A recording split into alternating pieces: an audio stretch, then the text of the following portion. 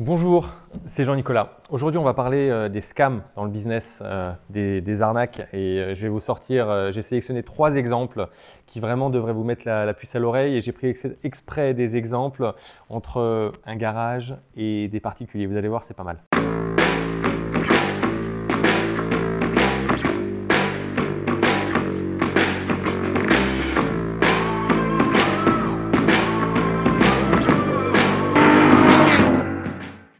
On a donc affaire à des histoires vraies qui se sont passées entre un professionnel de la revente automobile et des particuliers. Je vais vous colporter maintenant. Alors, premier exemple, Corvette Z01 qui est vendu par ce garage. C'est un garage qui fait ce qu'on appelle du flip. C'est-à-dire qu'il achète, il revend. Ce n'est pas un garage qui restaure. C'est juste quelqu'un qui a pour but de faire du volume et donc qui va tout faire pour acheter la voiture le moins cher possible et la revendre le plus vite possible.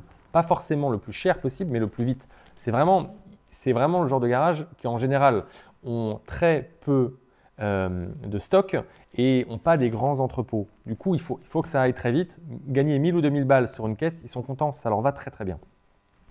Donc il achète cette Z01, je ne connais pas la valeur d'achat, mais il la revend très très vite après. Il la revend tellement vite qu'il a à peine eu le temps de faire un nettoyage intérieur, sommaire et extérieur. En général, c'est tout ce qu'ils font, ces garages. Le client découvre dans la boîte à gants un ancien devis pour faire repeindre le pare-choc avant. Bon, ce cas-là, rien de grave. N'empêche que le client, ça lui met la puce à l'oreille.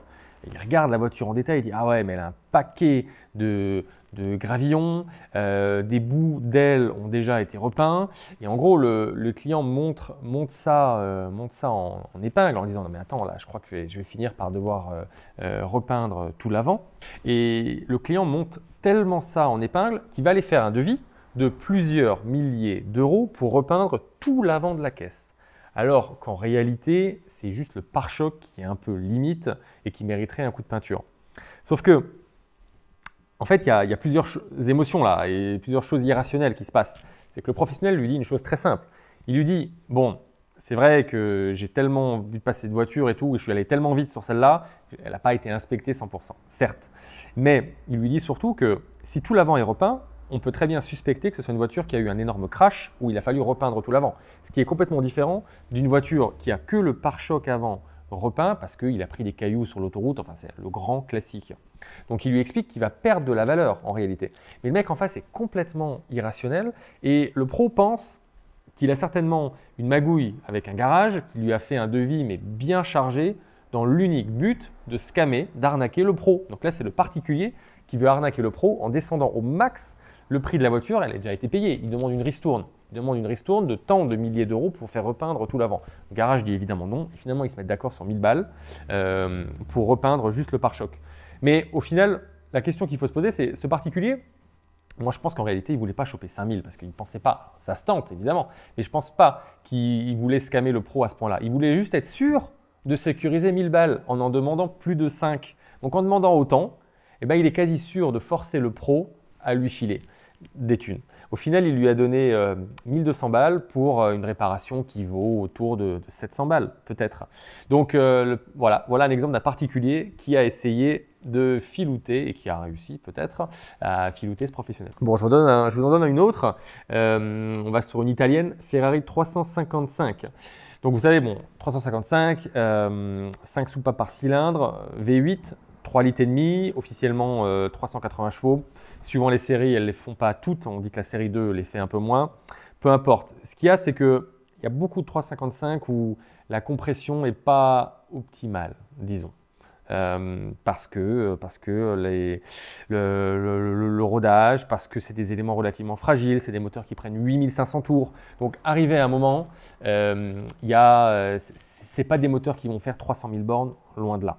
Donc, je dirais, mon conseil, c'est pour toute 355 que vous achetez, la base, c'est déjà de faire un test de compression. Et donc, ce pro est en train de négocier avec un particulier. Il est en train de négocier cette 355. Et puis, ça négocie dur, évidemment, le pro ne lâche rien. Il descend le prix. Et puis, finalement, bon, ils étaient un bon deal. L'histoire ne raconte pas exactement dans quelles eaux on parlait du prix, mais c'était une très très belle 355, bleu cabriolet. Au final, ils ne tombent pas d'accord, à 1000 balles près. Et une semaine après, ce pro qui, comme tout professionnel, discute avec d'autres garages professionnels. Ils discutent tous entre eux. Ils sont sur le même business. Bon, il discute avec un autre garage qui lui montre la photo et dit « Ah, je viens d'acheter une magnifique 355, marche du tonnerre, impeccable. » Et le premier pro lui dit « Non mais, t'as vérifié les compressions ?» Et l'autre, il lui dit « Non mais quelle compression? Le moteur, j'ai conduit la voiture, il marche très très bien. » Et là, il se rend compte qu'en fait, l'autre n'a pas du tout vérifié les compressions. Il s'est juste contenté d'un test routier et que du coup, bah, oui, le moteur semblait marcher bien. Alors qu'en réalité, lorsque le premier a demandé les tests de compression, on était sur au moins 2 pistons qui étaient très très faibles. Donc sur un V8, quand il vous en reste que 6, bon, les 380 chevaux, à mon avis, ils sont plus là, hein, mais genre du tout. Donc voilà, c'est l'autre pro qui s'est fait filouter puisqu'il n'a pas demandé le test de compression et que le particulier ne lui a pas envoyé.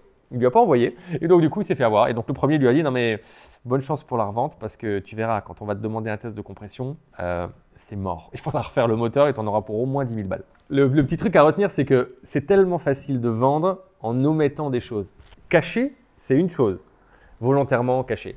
Mais omettre, c'est tellement facile qu'il faut vraiment jamais oublier d'aller dans les recoins, de poser les bonnes questions, se faire assister, faire vérifier la voiture parce qu'on tombe en 2 secondes sur tellement de choses qui peuvent être fausses, falsifiées ou alors omises qu'on peut très très vite se faire arnaquer dans le marché automobile, même des professionnels. Et je viens de vous montrer 2 exemples. Maintenant, je vais vous montrer un autre exemple, je vais vous en donner un autre, où en fait le pro, c'est l'inverse, c'est le pro qui s'en est bien sorti. Bah oui, quand même. Donc c'est un pro qui vend une Ferrari 328. Donc il la vend, on est aux États-Unis pour cette petite histoire et on est dans le cas classique où, comme on est sur un très très grand pays, c'est très classique de se la faire livrer et de faire confiance au pro et de voir la voiture pour la première fois qu'une fois la voiture réceptionnée chez soi. Je sais que ça nous paraît bizarre pour nous, les Européens, mais c'est beaucoup plus fréquent aux États-Unis. Donc le professionnel gros camion de transport, ils chargent la Ferrari, ils se mettent d'accord sur un prix d'ailleurs qui a été relativement serré parce que le particulier était très chaud sur la négo, que le pro n'était nouveau dans un cas de flip où le pro en fait achète petite cosmétique dessus pour la rendre pimpante, mais en fait rien de plus, il attarde pas. Je crois que c'est une histoire il a gardé 2 semaines la caisse, donc le temps de l'acheter, la rapatrier, la revendre, vous voyez bien, ça va très très vite, on n'a pas le temps de refaire toute une révision sur la voiture. Hein.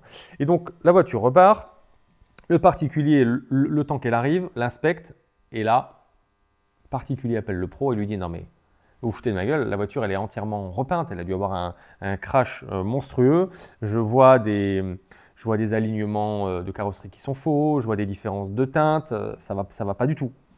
Et le pro là, il commence à sentir le truc, il se dit non mais c'est pas possible, cette caisse elle est bien, on l'a regardée, on a fait du cosmétique dessus, elle est belle, c'est pas possible. Et puis il a eu l'impression que le particulier était tellement irrationnel que ce mec allait aller se répandre sur les réseaux sociaux en écrivant des commentaires contre le pro, en mettant des mauvaises notes, peut-être en faisant des vidéos contre lui. Il a senti qu'il avait en face un mec qui allait le pourrir pendant des mois et surtout un mec qui était complètement irrationnel. Et donc, il pouvait aller faire n'importe quoi. Et donc, il dit c'est très simple. Allez, je vous la reprends, on arrête tout, tant pis, le transport c'est pour moi, je vous la reprends. Et donc, le premier récupère son argent. Le pro récupère la voiture, l'a fait vérifier, l'a fait inspecter. Il utilise bien sûr les instruments qui permettent de mesurer la profondeur d'une peinture. Il fait des tests sur à peu près tous les éléments de carrosserie. Il ne détecte rien. Tout est dans les specs usine. On est dans un état parfaitement normal.